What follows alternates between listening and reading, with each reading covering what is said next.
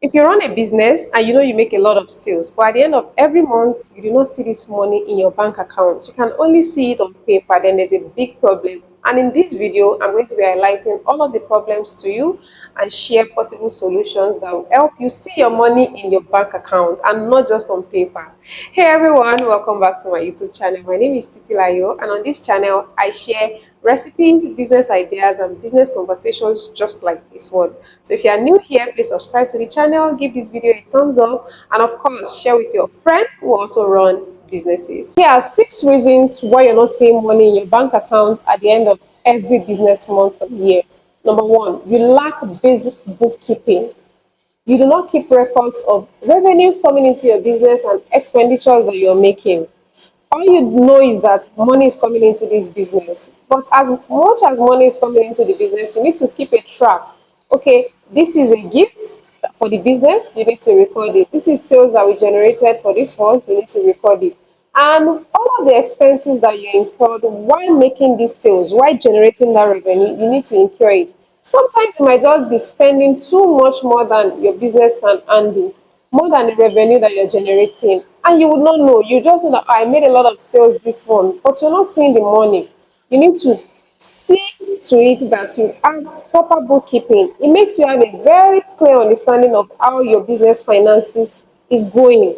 You will see it. It's like a report sheet. You're going to see it. Oh, I made so amount this month, and this is what we spent. This is what we spent on what. You will understand all of your basic finances. So make sure that you keep your basic bookkeeping, just basics, so you know, okay, we're making profit. It's when you make profit that you see the money in your account. If you do not make profit, you're just going to be seeing this money on paper.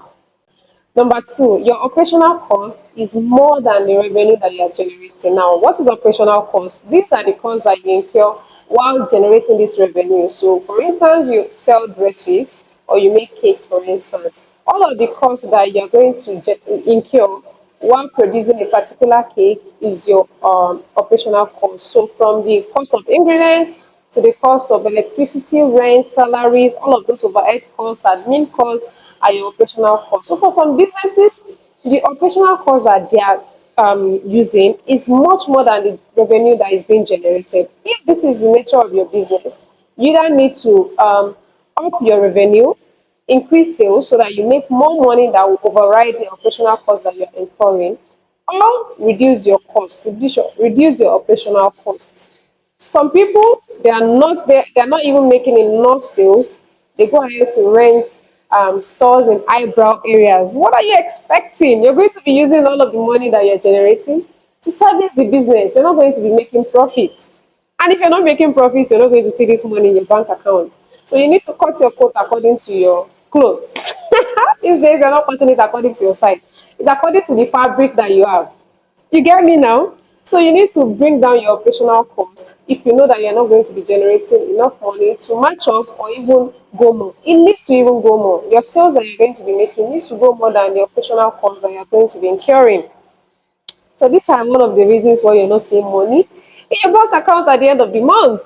You've gone to rent apartments or a store in Lekki, eyebrow areas. I'm in Lagos, by the way. So you've gone ahead to rent apartments or a store in Lekki. You don't have customers that are walking into that store. You're just wasting money.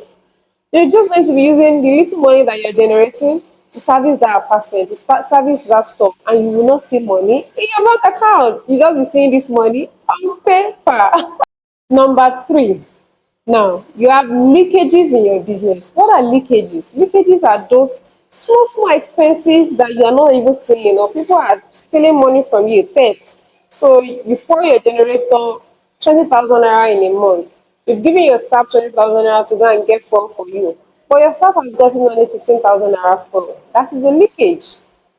You sent your staff on an errand. They told you the price is 10,000 naira. Meanwhile, it's 3,000 naira. That's a leakage. You're recording all of these expenses, and then at the end of the month, it's not matching up to the revenue that you're generating. You need to look for all of the loopholes in your businesses and seal them off.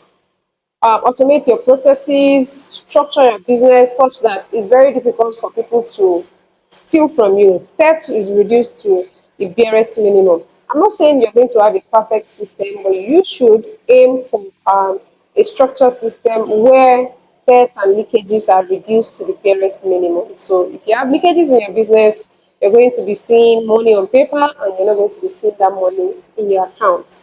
And at the end of the day, that business is going to run down. Kind of. Number four, we know you are the baby girl. You live the baby girl lifestyle.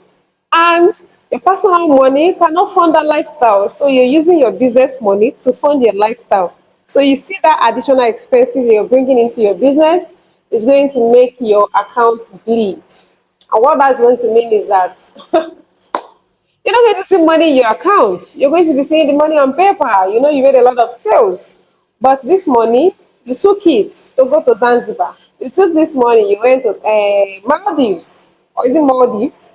Anywho, so you're using your business money to fund your baby girl lifestyle or baby boy lifestyle. Mm-mm, mm-mm. It's not going to work. So you need to separate your business from your personal life. Do not spend your business money. Mm-mm. You're not going to see money in your bank account at the end of the month if you keep doing that. Now, moving on to number five, you're just not making enough sales.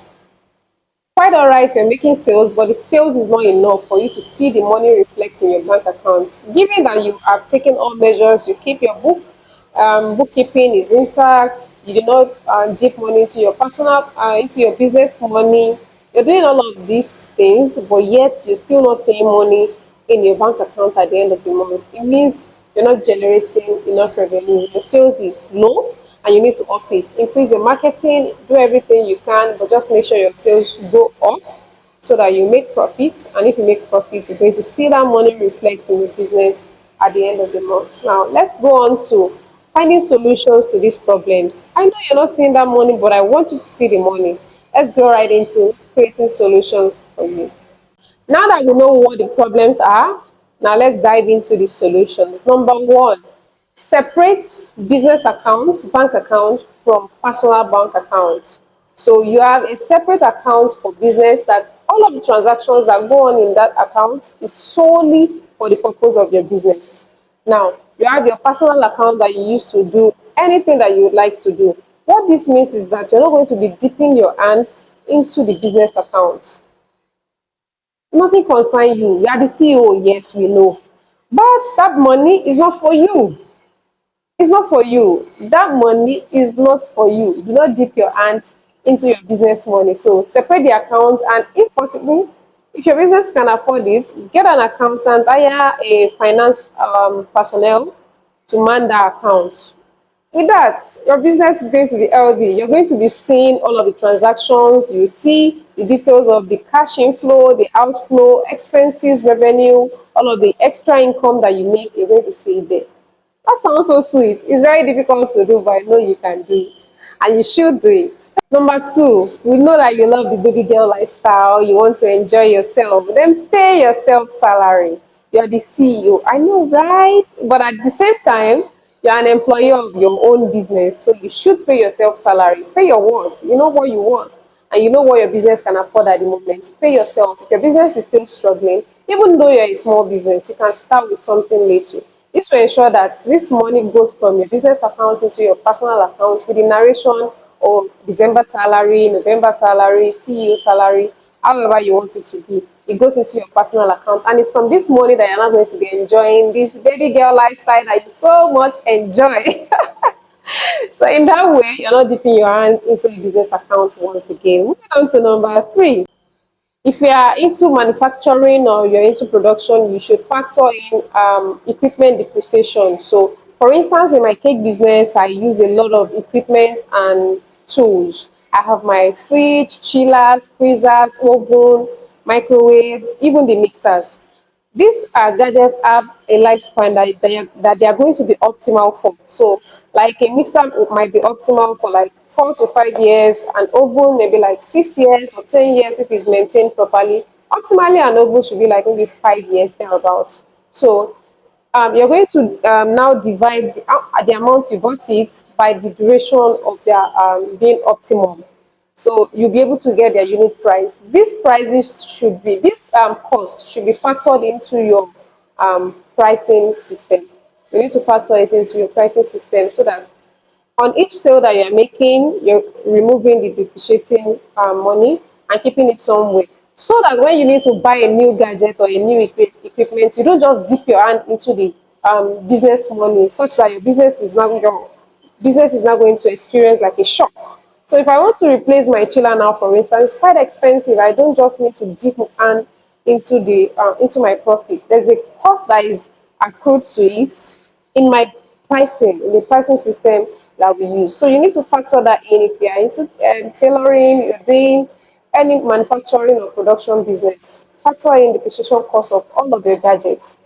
It helps. So it helps you reduce the money that you spend suddenly on gadgets. Number four, you need to cost your product and services right. So you need to be able to understand pricing, how you arrive at your selling price, understand the basics of all of these things, and price your product right. Because you can realize, decide that, oh, I'm making a lot of sales, but as much as you're making sales and you're not seeing money in your account, it probably means you're not costing your product right. You just bought at a particular price and then you decide, oh, I'm just going to add this particular amount to it, and that's your profit. But while you are selling this product, you are incurring some hidden costs, hidden things that you are accruing and you might not know. So if you sit down very well, price your products very well, you would make profit. And it is this profit, I keep on saying profit, because if you're not making profit, you're not in business. You're just running an expensive hobby. So to price your product, especially if you're in the manufacturing line, you are into production, you're a cake business owner, you need to understand a lot of things. First off is the cost of ingredients. You need to add all of your overhead costs, your running costs. You need to understand that you need to add all of the gadgets that you use, all of their depreciating value, add it into your cost, and a host of other things that need to go into your cost. By doing this, you're sure that you are making profit, and it is this profit that you're going to see in your business at the end of the day. When you miss out a lot of things in your costing system, at the end of the day, you might not just be making profits. You're just going to be running an expensive hobby. And if you're not making profit, like I said earlier, you're not running a business. Please take note of that. Moving on to number five, have a proper and structured bookkeeping method.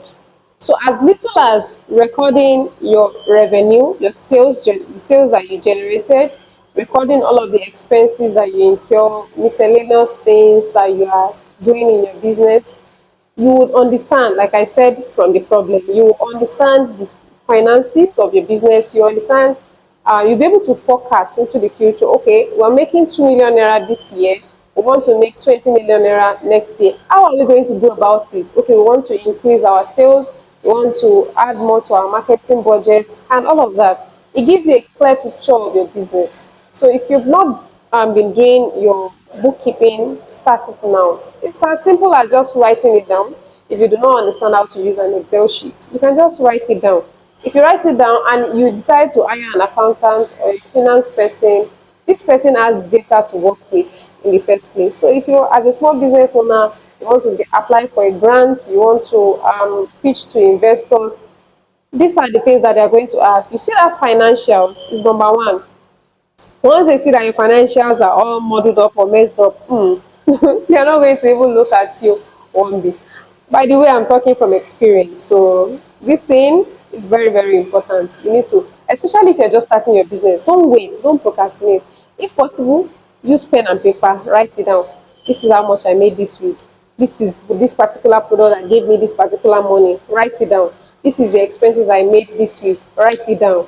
Just keep it as simple as that. Keep it. Once you have that, you're good to go. It helps you just be able to analyze profit and loss. You will know if you're making profit or if you're making a loss, and you'll be able to understand your finances that way. So keep those books intact. Number six, not buy gadgets on impulse. I'm talking to my fellow cake business owners. We see one trend, trends just come and go, especially in this baking business. You see something, a gadget is in town now. There was one time they were selling this cake decorating gadget. I don't know what they call it, like a turntable. You just pipe around it, and everybody was buying it. Some of these gadgets cost a fortune. So you're just going to save all your money and then, bam, you go and buy it. and it's lying obsolete in your bakery, it's depreciating, and you're not even using it. So why did you buy it in the first place? Just like an impulse. So my mentor has gotten it, I need to get it as well. My favorite Instagram baker has gotten it, I need to get it as well. No, you need to look inward, look at your own business. Can my business afford it now? Do I need it now? If you do not need it, why get it? So avoid buying things on impulse, even if it is for your business. Because at the end of the month, or at the end of the year, you're going to see that you've gotten a lot of gadgets that you're not using. If you're using it, good.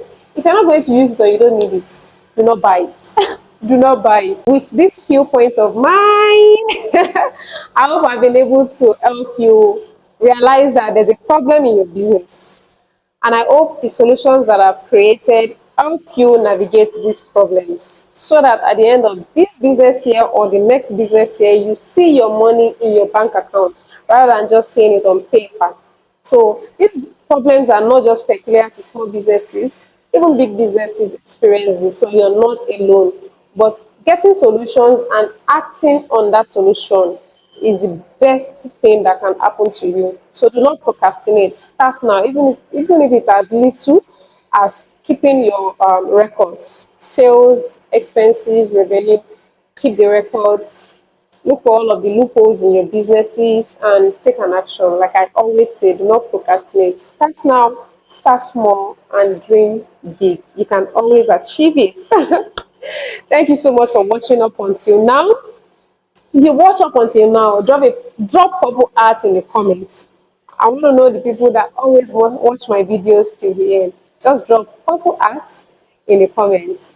And don't forget to give this video a thumbs up, subscribe if you are new here, and share to your business friends so that they can also learn why they are not seeing money in their bank account. Till I come your way again next time, my name remains Titi Layo. If you want to catch up with my day-to-day activities, catch up with me on Instagram at Moskekri, TikTok at Moskekri, Facebook at Moskekri. Can't wait to see my next one. Bye, everyone.